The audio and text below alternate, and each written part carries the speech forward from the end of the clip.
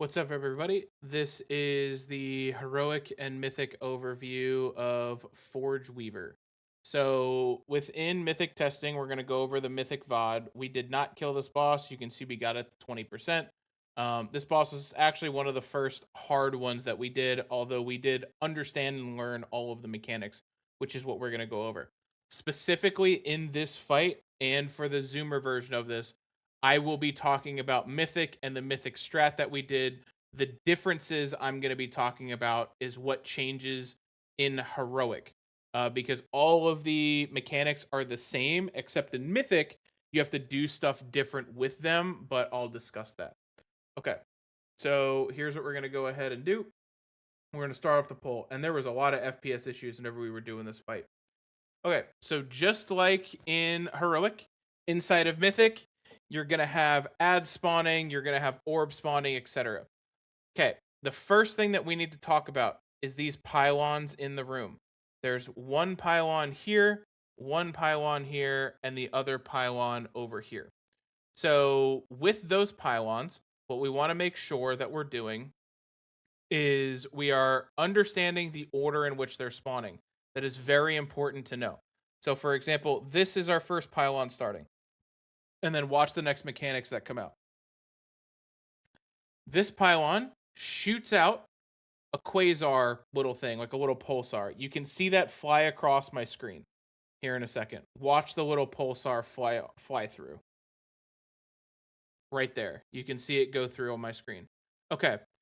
Inside of Mythic, you have to put your ads through the pulsar. Whenever you are spawning ads and it's connected to a pylon, you have to put it through this in order for us to damage it and it to not be like a giga pull. So you can watch that here. Okay, these ads spawn. You see the barrier that's on them and the debuff? That goes away with the pulsar whenever they go through it. On our first ad set, he's going to cast Arcane Obliteration. That is when the boss is going to spawn his Echo ad.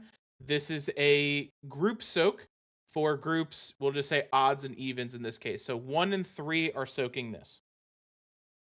Go ahead and watch the manifestations. You can see their debuff is going away. Debuff is away. Now they can take full damage. You can grip. You can do whatever. If you don't put them through this, it's basically you're just going to have to let it go through. There's no way you can kill it. You can't grip it. You can't stop it, etc. All right. Now, ad is spawning.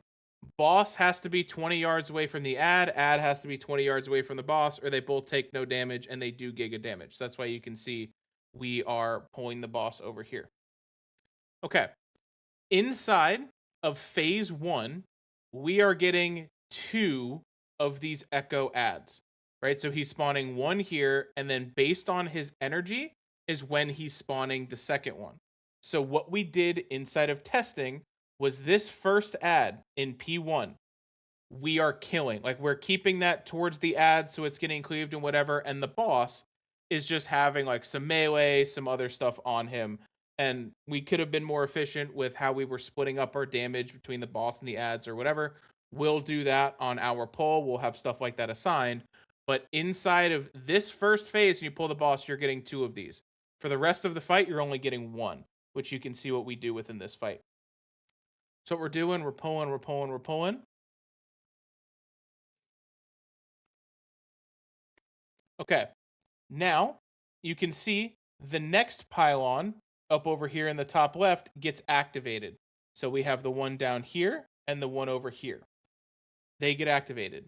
Now, whenever a pylon gets activated, it does not have from what we found on testing, does not have a predefined this quasar spawns first, this quasar spawns second.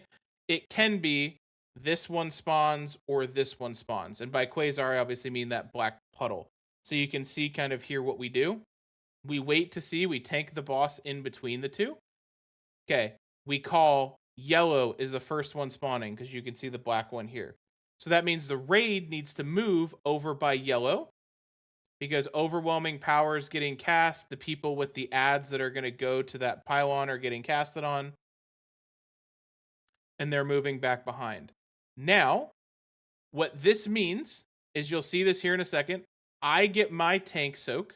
So I'm going to take the ad probably like over to here. While we cleave these guys down, they go through. But almost immediately after everything spawns, this Quasar is going to spawn. So you can kind of watch that play out here. We call the soak. That goes through. Ad spawns. Okay, ad is spawning. Manifestor spawning. But the new spawn has already came. So that means the raid needs to move immediately over to here. Over to blue. Right there, that pulsar spawning, and you can already see people have their debuffs over here. Now, within this pull, you'll see that we still have the echo by the ads. As we were working on this boss, we decided to not have many people on this echo because there's no point in killing it before he goes into intermission. So what we ended up doing was I had the echo over here, for example, and then the boss was over here getting cleaved on by these ads. So same old, same old. Okay. Third pillar just spawned. So all 3 pillars are activated. Top left, top right, and back.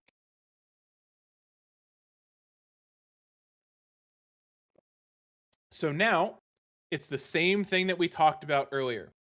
We just need to identify where does the pulsar spawn, and we need to move everything over. So we're going to wait and see. First pulsar is on blue. So we know the range and the melee and whoever all need to be over here. Now, we don't know if it's going to be moon or star next. We just know it's not going to be blue. So people are moving. As you can see here, we should have moved the boss over to like here. This person did not move. So you're going to see we can't do anything about it. We're just going to get hit with a debuff. And you can see how much that debuff hurt. We all went down and we have like taking, I don't know, like 800k every second or something for 14 seconds. So now the next one spawns. So it's star. So we move the boss over with the raid.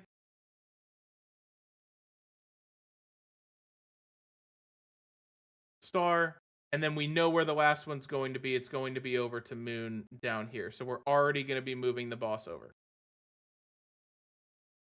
And if you notice something, right? If you notice something, the way that these lines work, there is a converging point in the middle of the room.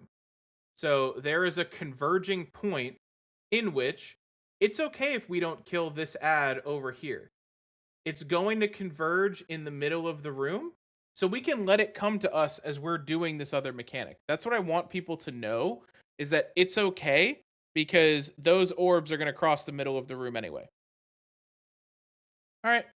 So he does this. Our last set of orbs spawn. We fuck one up, which, hey, it is what it is. All right. Now, as soon as those last orbs spawn, he's casting Arcane Expulsion. Or Explosion, whatever the hell it is. With this, it's going into intermission because he's at 100%. You have to kill these orbs and get knocked back, which again is totally fine. But we'll go ahead and watch this. All right, now he's inside of intermission. He goes to the front. He's not really taking any damage, whatever. We have to work on pylons. All right, in intermission, the way that this works, there is the 3 pylons that we have to kill within 3 seconds of one another. If we do not, it blows up and basically just fucking kills us. Specifically for the tanks, but what everybody has to care about is the pylon that has the most energy. I'll show you that here. The pylon that has the most energy is always going to be the one that spawns first. So we're going to go ahead, and this one was spawning first up over here. So it's going to have the most energy. We weren't really sure what we were doing with the ads at this point, but we're going to go ahead and see, like I'm pulling the ad that's over there.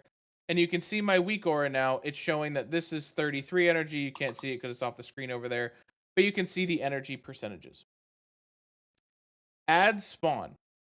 Now, whenever this gets to 100 energy, this pylon, it's going to take a line from the pylon to the middle of the room. you want to have this ad or the ad in the back hit that line to make sure it does not connect to the middle of the room. Right here.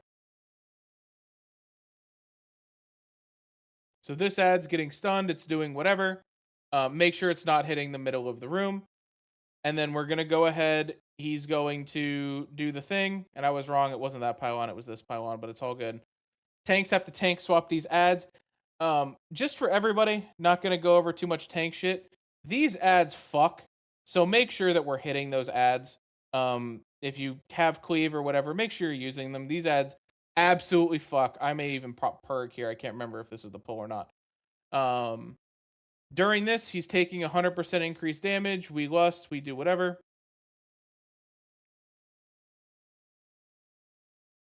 And then the entire phase restarts here. The only difference between this phase and the first part of the fight, stuff happens a little bit quicker, number one. And number two, you only get one ad. So we're just going to go ahead and do all this. Go through, orbs are spawning. Same shit, same shit, same shit. Ad spawning. You can see here, this is when the ads are too close. But we're keeping the boss near where the ads are to try to get a little bit more boss damage. Gonna keep going, keep going, keep going. Okay. Then we're gonna get into the next intermission here. Next intermission is the exact same. Don't have to worry too much about it. You just have more shit on the ground you have to avoid. But kill the pylons within a couple seconds of one another. I'm going to see here if I can see one of their casts starting. Nope, we killed the pylons almost perfectly, so we didn't even see their cast. Okay, now, after this is where we get inside of P3. We did not get too far because the boss is actually very healthy. But inside of P3, you are getting sucked to the back of this room, and this is the shit that you die in. So inside of P3, what we're going to go ahead and do is pull the boss as far back as we can. This suck definitely pulls a lot more than it does at normal, and hell of a lot more than normal, and a little bit more than heroic. We want to make sure the balls that we're spawning are towards the back of the room. If those balls hit the middle, then we also take a shit ton of damage and we die. I don't have a raid buff, but good thing that we are a grip, so that means that we were going to go ahead and do that there. Responding to the ads. I mean, you can see it's absolute freaking chaos. I have 0 FPS, but we are getting absolutely overrun. People are already losing uptime, like just from getting pulled in so hard. Ideally, the boss is back there. But it's, similar to what we do between Heroic and Mythic. Mythic, there is this pullback, or this knockback, as you can see. Death Throws, I believe it's called. Yeah, Death Throws. If you can, it's a knockback from the boss's position, so you'd want to be like over here, if anything, and just get knocked back this way. Or if we were over on the edge, we'd pull the boss over here for everybody to get knocked back. But that's it for this fight. Just a little recap. Difference between the first phase and the second phase is the fact that only one echo spawns, so we can focus more on boss damage. And then the difference inside of the intermission is there's just more shit on the ground. You need to kill the pylons in at the same time, roughly. And you also need to put your orbs inside of the little quasar pulsar things. Other than that, good job, guys. See you later.